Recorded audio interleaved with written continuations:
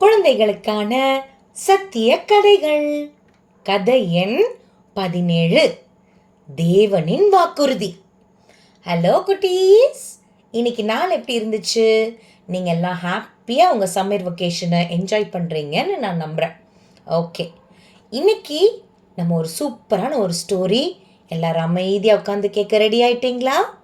S, போன கதையில் 40 நாள் பெரிய மழை பெஞ்சு பூமி முழுக்க தண்ணியானதையும், நோவா அவர் குடும்பத்தார் எல்லாரும் கப்பலுக்குள்ள பத்திரமா இருந்ததையும் சூப்பராக கேட்டோம்.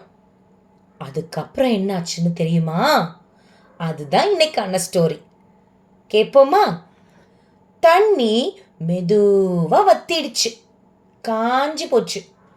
பூமி மறுபடியும் நியூவா புது புது செடி முளைக்க ஆரம்பிச்சிச்சு. அப்போ தேவன் நோவா கிட்ட என்ன சொன்னார் தெரியுமா? நோவா, இப்போ கப்பல் கதவை திறந்து வெளியே வாங்க. நீங்களும் எல்லா மிருகங்களும் வெளியே வந்து புது உலகத்துல சந்தோஷமா வாழுங்க அப்படின்னு சொன்னாராம். கதவும் திறந்துச்சு. நோவாவும் அவருடைய மற்ற 7 ஃபேமிலி மெம்பர்ஸும் சூப்பராக வெளியே வந்தாங்களாம். அவங்க கூட சேர்ந்து யானை தட தட தடன்னு இறங்கி வந்துச்சு. மான் துள்ளி துள்ளி குதிச்சு ஓடி வெளியே வந்துச்சு. குருவிங்க கீச்சு கீச்சின்னு கத்திட்டே பறந்து போச்சு. எல்லாரும் புது காத்த அப்படின்னு சுவாசிச்சாங்க. நோவா தேவனுக்கு நன்றி சொன்னாரு. பத்திரமா அந்த அழுக்கான பூமியிலிருந்து ஒரு புது பூமிக்குள்ளார அவரையும் அவர் ஃபேமிலியையும் அப்புறம் எல்லா மிருக ஜீவங்களையும் காப்பாற்றினதுக்காக நன்றி சொல்ற விதமா நோவா கர்த்தருக்கு ஒரு பலிபீடம் கட்டி சுத்தமான சகல மிருகங்களிலும் சுத்தமான சகல பறவைகளிலும் சிலவற்றை மட்டும் தெரிந்து கொண்டு அவைகளை பலிபீடத்தின் மேலே வச்சு தகன பலியா அப்படியே ஃபயர் போட்டு தேவனுக்காக பலியிட்டாராம். அப்புறம் தேவன் ஒரு சூப்பரான விஷயம் பண்ணார். தேவன் நோவா தாத்தா கூட ஒரு வாக்கு கொடுத்தாரு. அந்த வாக்குக்கு பேரு தான் உடன்படிக்கை. என்ன உடன்படிக்கை பண்ணாரு? தேவன் சொன்னாரு, நோவா, இனிமே இந்த மாதிரி பெரிய வெள்ளம் வந்து பூமியை முழுக்க அழிக்கவே மாட்டேன். இதுதான் என்னோட வாக்குறுதி. இந்த வாக்குறுதி நான் உன் கூட செய்கிற ஒரு உடன்படிக்கை, ஒரு அக்ரிமெண்ட் மாதிரி போட்டாராம். அந்த வாக்குறுதிக்கு அடையாளமா பிதாவாகிய தேவன் வானத்துல ஒரு பியூட்டிஃபுல்லான பொருளை வச்சார். இன்னைக்கு பார்த்தா கூட அது ரொம்ப பிடிக்கும் நமக்கெல்லாம். அதுதான் வானவில். மழை பெஞ்சு முடிஞ்சு வெயில் அடிக்கும் போது வானத்துல கலர் கலரா வானவில் வரும். வானத்துல எத்தனை கலர் இருக்கும் தெரியுமா? அப்போ மொத்தம் 7 கலர்.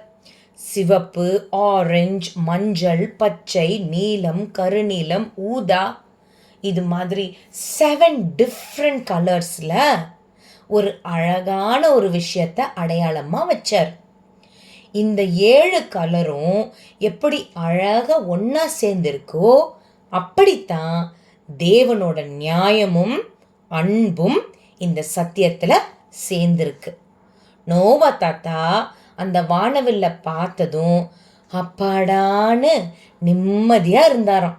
இனிமே பயமே இல்லைன்னு சந்தோஷப்பட்டாராம். தேவன் இன்னொரு விஷயம் கூட சொன்னாரு.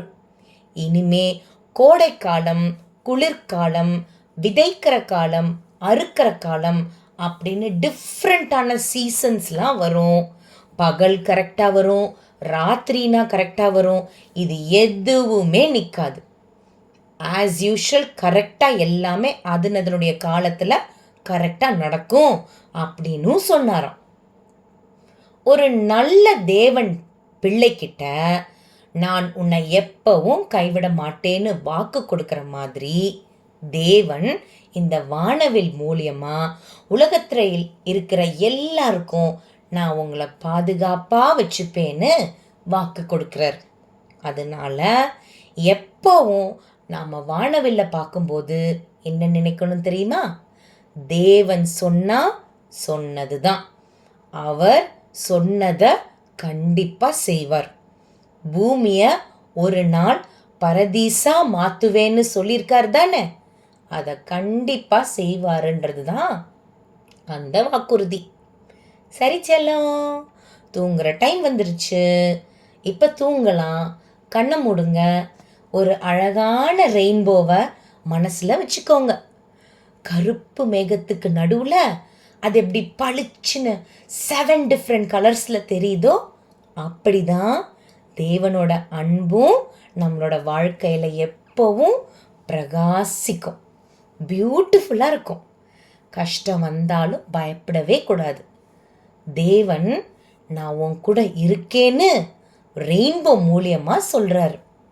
வானவில்லோட 7 கலர் மாதிரி உன் கனவும் கலர் கலரா இருக்கட்டும். நிம்மதியா தூங்குங்க. தூங்குறதுக்கு முன்னாடி மறக்காம ஜெபம் பண்ணணும். நீங்க எல்லாம் டெய்லி ப்ரேயர் பண்றீங்கல்ல, ப்ரேயர் பண்ணிட்டு நல்லா தூங்குங்க. என் செல்லக்குட்டி, நாளைக்கு காலையில ஒரு விசேஷமான பரலோக மன்னாவோட நாம சந்திப்போம். Good night.